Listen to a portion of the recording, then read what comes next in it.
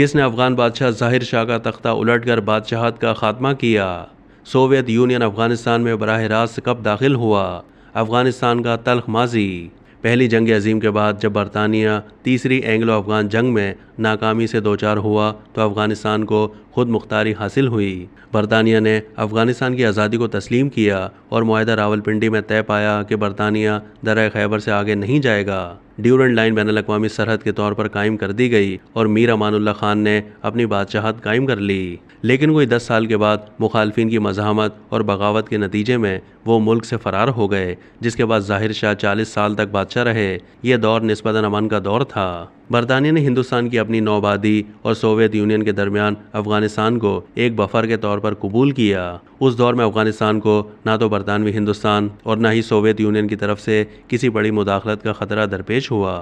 داخلی طور پر بھی ظاہر شاہ نے مختلف نسلی گروہوں اور قبائلی سرداروں اور دیگر عمائدین کو مقامی طور پر سیاسی اور اقتصادی خود مختاری دیتے ہوئے انہیں مرکز کے تابع رکھنے کا ایسا نظام وضع کیا جس نے افغانستان کو امن سے ہمکنار رکھا۔ 1973 میں ظاہر شاہ کے کزن داؤد خان نے ان کا تختہ الٹ کر بادشاہت کا خاتمہ کر دیا اور خود صدر بن گئے۔ انہوں نے افغانستان کو جمہوریہ قرار دیا، سوویت سے تعلقات میں قربت پیدا کی، ملک کو نیا آئین دیا اور خواتین کے حقوق تسلیم کرنے کی شروعات کی۔ سردار داؤد کے یہ اقدامات ابھی ابتدائی مرحلے میں ہی تھے کہ افغانستان میں کمیونسٹ انقلاب آ گیا اور نور محمد ترکی صدر اور ببرک کارمل وزیر اعظم بن گئے۔ انہوں نے اصلاحات کے عمل کو منضبط کرنے کی کوشش کی، مگر ایک جانب افغانستان کا روایتی معاشرہ جو برسہ برس سے ایک خاص ڈگر پر چل رہا تھا اور جس میں مقامی سطح پر اختیارات قبائلی سرداروں کے پاس ہوتے تھے، خواہ وہ زمینوں سے متعلق ہو یا پانی سے یا پھر عدالت اور انصاف سے متعلق ہو، اس روایتی معاشرے کے لیے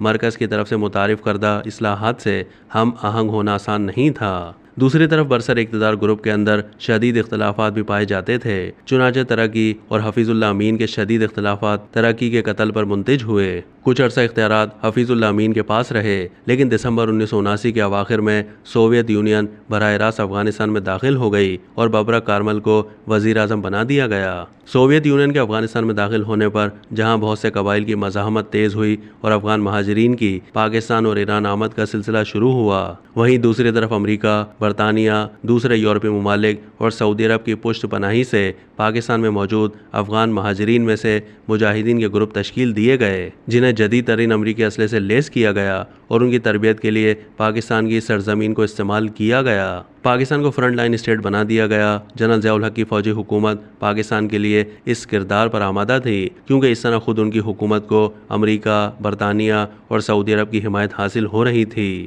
یہ الگ بات ہے کہ اس مغرب نواز کردار کی پاکستانی قوم اور معاشرے نے بہت بھاری قیمت ادا کی۔ 1979 میں افغانستان سے سوویت یونین نے اپنی افواج کے انخلاء کے اعلان کے بعد امریکہ کے ساتھ مستقبل کے لائحہ عمل پر غور کے لیے سلسلہ جنبانی شروع کیا اور جنیوا میں امریکہ، سوویت یونین، پاکستان اور افغانستان کے درمیان معاہدہ طے پایا، جس کے نتیجے میں سوویت افواج کا افغانستان سے انخلاء شروع ہوا اور سوویت یونین ہی کے حمایت یافتہ ڈاکٹر نجیب اللہ افغانستان کے صدر بن گئے۔ جس وقت جنیوا معاہدہ طے ہوا اس وقت محمد خان جونی جو پاکستان کے وزیر اعظم تھے، انہوں نے اور ان کے وزیر خارجہ زین نورانی نے ضیاء الحق کی مرضی کے برخلاف معاہدے کو قبول کیا تھا۔ مئی 1988 میں جونیجو کو وزارت عظمیٰ سے الگ کر دیا گیا۔ ضیاء الحق کی حکومت مجاہدین کی سرپرستی کرتی رہی۔ پاکستان کی یہ پالیسی اگست 1988 میں جنرل ضیاء الحق کی ایک ہوائی حادثے میں ہلاکت کے بعد بھی جاری رہی۔ چنانچہ 1992 میں مجاہدین کے گروپ کابل کو فتح کرنے میں کامیاب ہوئے اور ڈاکٹر نجیب اللہ کو